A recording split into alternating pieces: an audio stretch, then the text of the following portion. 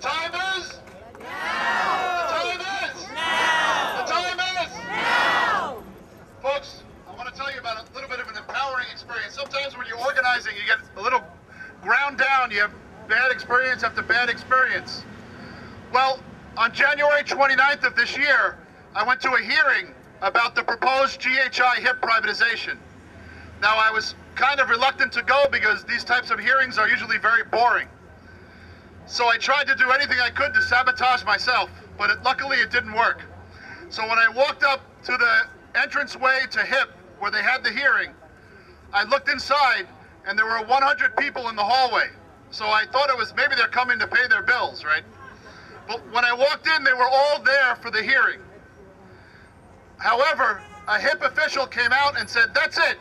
The hearing's closed. There's no more space. There's already 200 people inside." So they expected everyone to disperse and go home. However, a lot of the people in the room were retirees. And thank goodness, I hope to be a retiree one day, eventually. They had a lot of time on their hands. So instead of leaving, they sat down and they humanized the space. They began to knit, they began to talk, they began to share food with one another. That's right, yeah, retirees, let's hear it.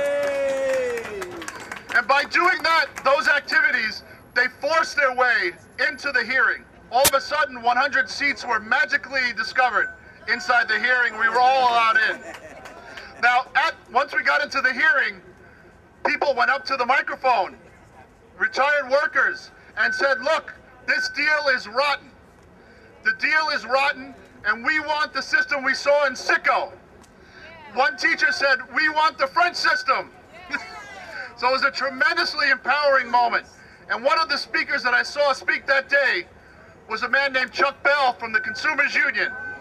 And so we're going to welcome right now Chuck Bell from the Consumers Union. Let's hear it for Chuck.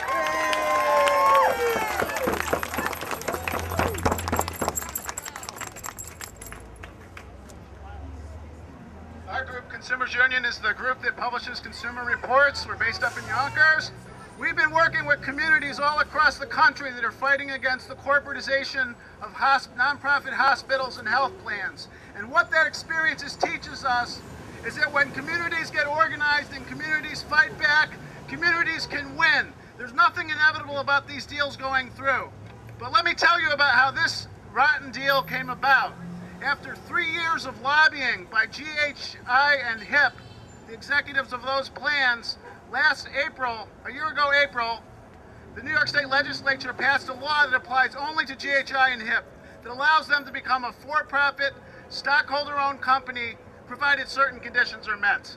And out of that deal, only 10% of the assets of the plan, which belong to all of us as members of the community, only 10% would be set aside in a charitable foundation.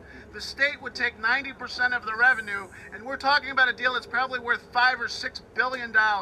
So the first thing you have to understand, there's a lot of money on the table, and these folks really want it. The state wants its share, and that's why we worry about whether the Department of Insurance is going to give us an impartial review. There are certain standards in the law that said the conversion must be fair, it must be equitable, it must not have adverse impacts on healthcare access in New York State.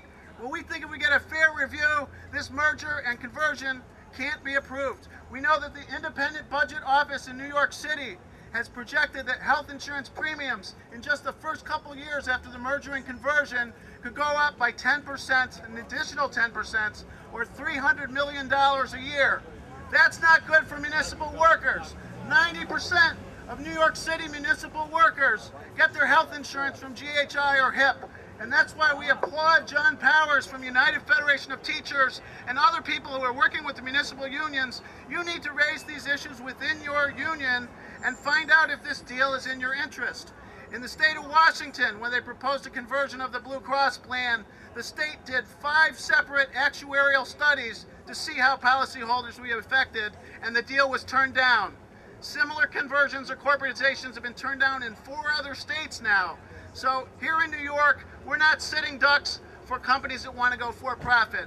And we know that Anthony Watson, the CEO of HIP, would get up to $20 million in payout from stock options for taking the plan to make it a publicly traded stockholder-owned company. Is that fair for one guy to get that level of money for taking away our community resource?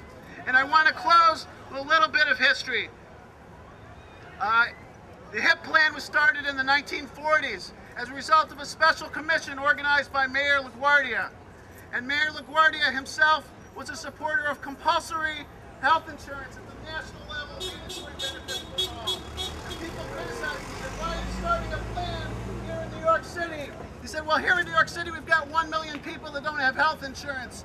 And if the national government comes in here and creates a compulsory program, I'm happy to call it a day and give our assets to the federal government, and we'll be satisfied.